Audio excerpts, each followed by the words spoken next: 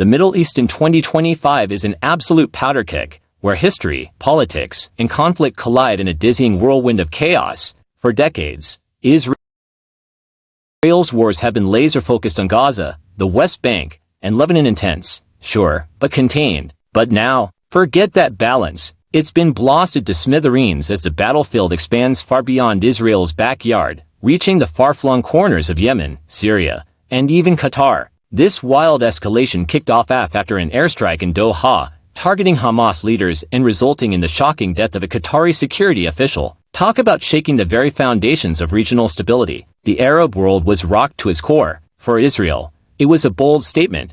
No enemy gets a free pass. But for many in the region, this was a colossal violation of national sovereignty, a breach of a red line that had everyone gasping. Within mere hours, the political landscape shifted dramatically, with Qatar turning into a prime target. They called for an extraordinary Arab Islamic summit, leaders scrambling to rally a unified response to this outrageous airstrike. What started as a grueling back-and-forth between Israel and Hamas has now spiraled into a sprawling conflict, dragging in states that were previously sitting on the sidelines. And let's not forget Gaza. Oh man, the devastation there is absolutely gut-wrenching. Displacement camps are bursting at the seams, and the humanitarian crisis has hit a breaking point. Food and clean water, almost non-existent. Hospitals are struggling to stay afloat without proper supplies. The United Nations is practically banging down doors for urgent aid. But wait, there's more. The conflict is spreading like a raging wildfire across the West Bank, where Israeli raids and militant attacks have become the grim new normal.